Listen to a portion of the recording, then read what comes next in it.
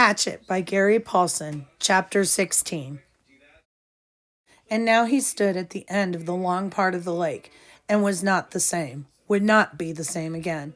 There had been many first days. First arrow day, when he had used thread from his tattered old piece of a windbreaker and some pitch from a stump to put slivers of feather on a dry willow shaft and make an arrow that would fly correctly. Not accurately. He never really got good with it, but fly correctly so that if a rabbit or a fool bird sat in one place long enough, close enough, and he had enough arrows, he could hit it.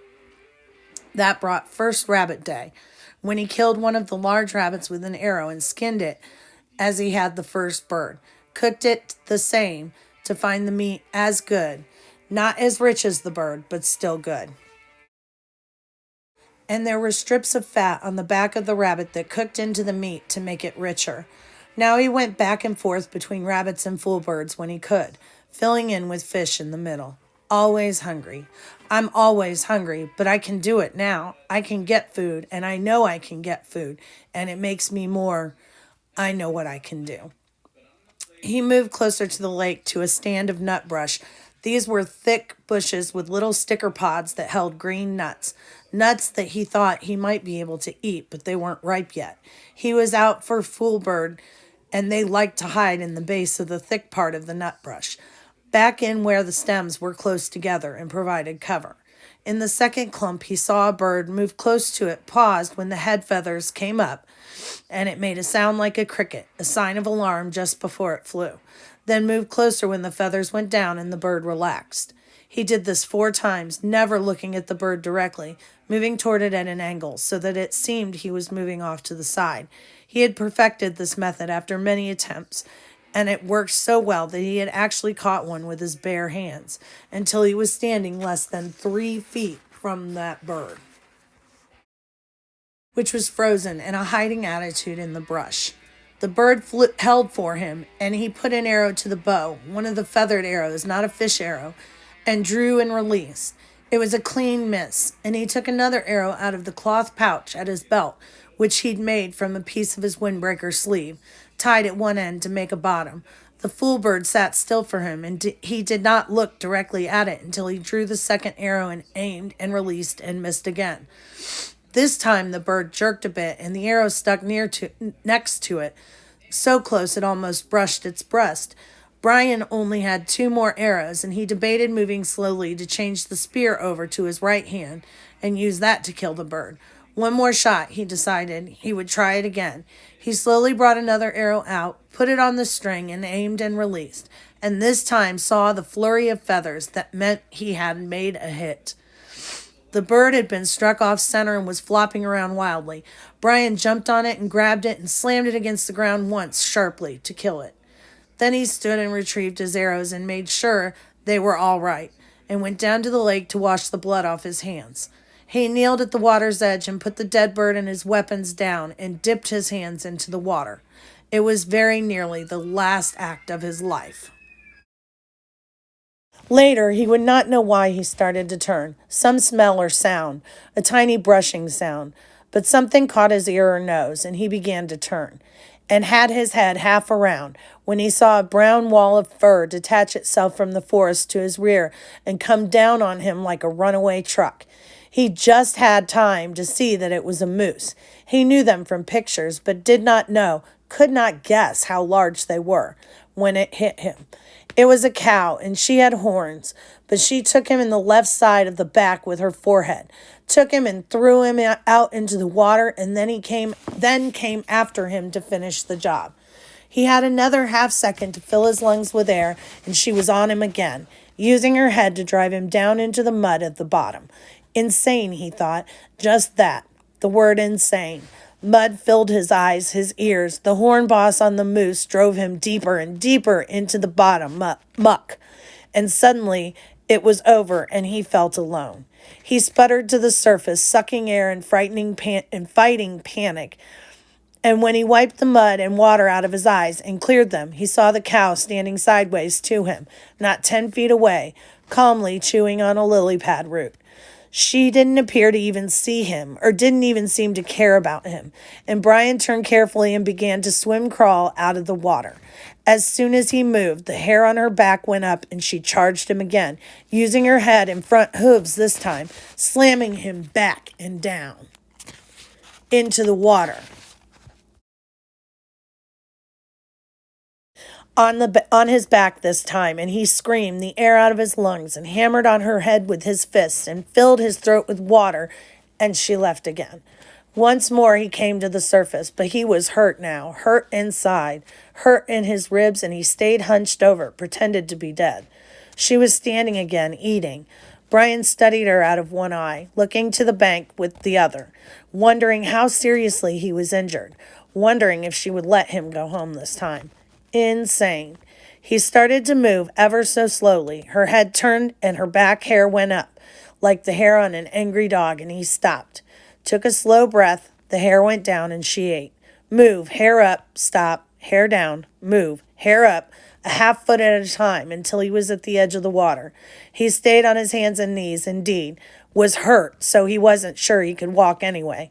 And she seemed to accept that and let him crawl slowly out of the water and up into the trees and brush. When he was behind a tree, he stood carefully and took stock. Legs seemed all right, but his ribs were hurt bad. He could only take short breaths, and then he had a jabbing pain, and his right shoulder seemed to be wrenched somehow. Also, his bow and spear and foolbird were in the water.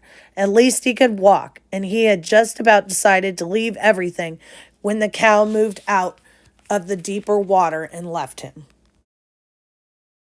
As quickly as she'd come, walking down along the shoreline in the shallow water, with her long legs making sucking sounds when she pulled them free of the mud. Hanging on a pine limb, he watched her go, half expecting her to turn around and come back to run him over again. But she kept going, and when she was well gone from sight, he went to the bank and found the bird, then waited out a bit to get his bow and spear. Neither of them was broken, and the arrows, incredibly, were still on his belt in the pouch, although messed up with mud and water. It took him most of an hour to work his way back around the lake. His legs worked well enough, but if he took 2 or 3 fast steps, he would begin to breathe deeply, and the pain from his ribs would stop him, and he would have to lean against a tree until he could slow back down to shallow breathing.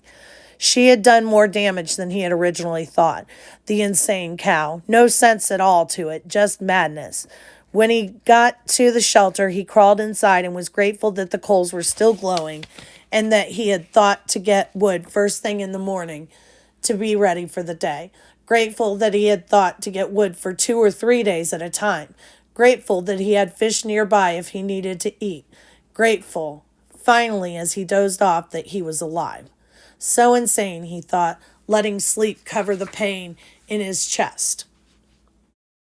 Such an insane attack for no reason, and he fell asleep with his mind trying to make the moose have reason. The noise awakened him. It was a low sound, a low roaring sound that came from wind. His eyes snapped open, not because it was loud, but because it was new. He had felt the wind in his shelter, felt the rain that came with the wind, and had heard thunder many times in the past 47 days. But not this noise. Low, almost alive, almost from a throat somehow. The sound, the noise was a roar, a far-off roar, but coming at him.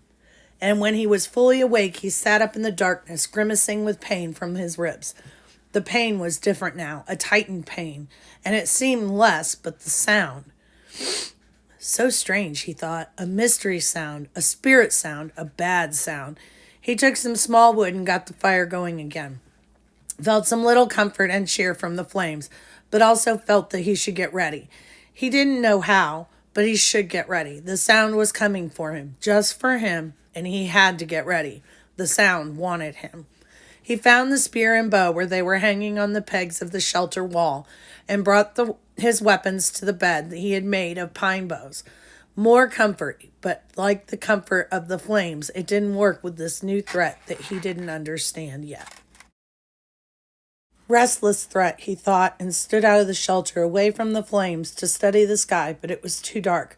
The sound meant something to him, something from his memory, something he had read about, something he had seen on television, Something, oh, he thought, oh no. It was wind, wind like the sound of a train, with the low belly roar of a train. It was a tornado. That was it. The roar of a train meant bad wind, and it was coming for him. God, he thought, on top of the moose, not this, not this. But it was too late. Too late to do anything. In the strange stillness, he looked into the night sky, then turned back into his shelter and was leaning over to go through the door opening when it hit. Later, he would think of it and find that it was the same as the moose, just insanity. He was taken in the back by some mad force and driven into the shelter on his face, slammed down into the pine branches of his bed. At the same time, the wind tore at the fire and sprayed red coals and sparks in a cloud around him. Then it backed out, seemed to hesitate momentarily, and returned with a massive roar, a roar that took his ears and mind and body. He was whipped against the front wall of the shelter like a rag, felt a ripping pain in his ribs again. Then he was hammered back down into the sand once more, while the wind took the whole wall, his bed, the fire, his tools,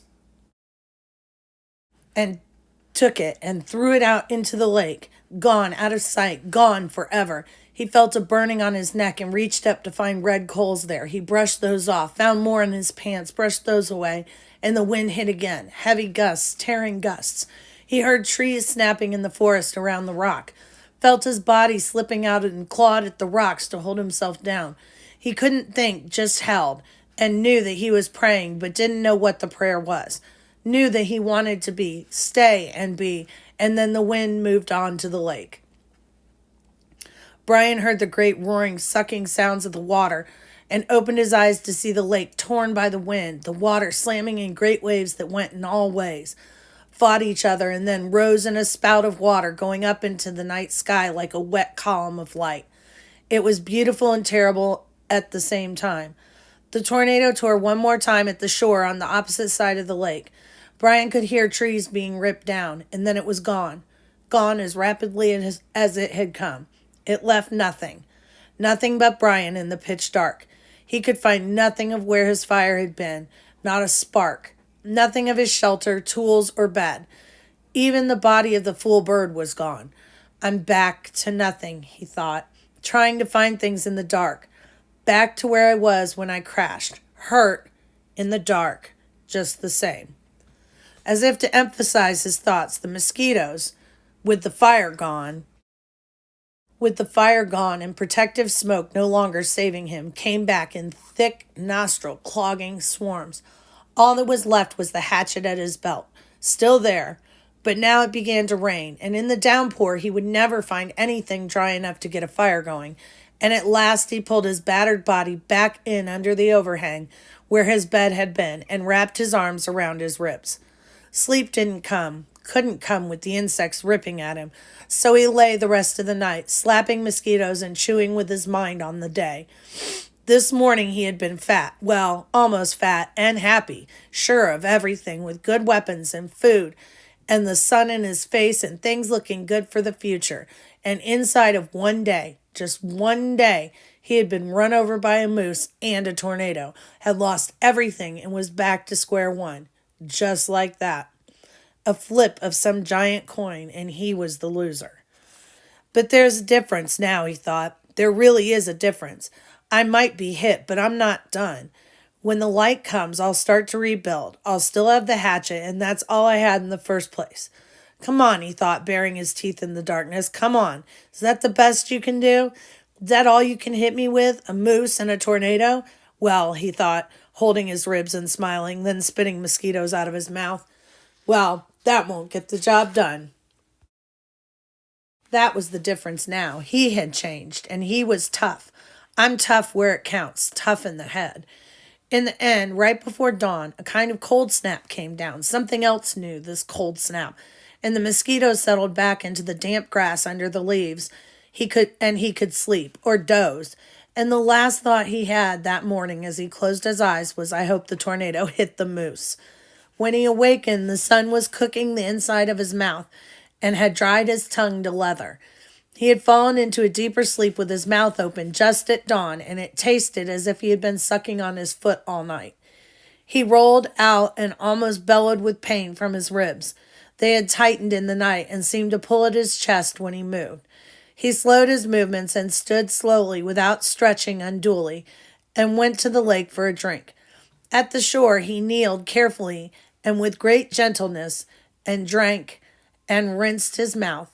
To his right he saw that the fish pond was still there, although the willow gate was gone and there were no fish. They'll come back, he thought, as soon as I can make a spear or bow and get one or two for bait. They'll come back.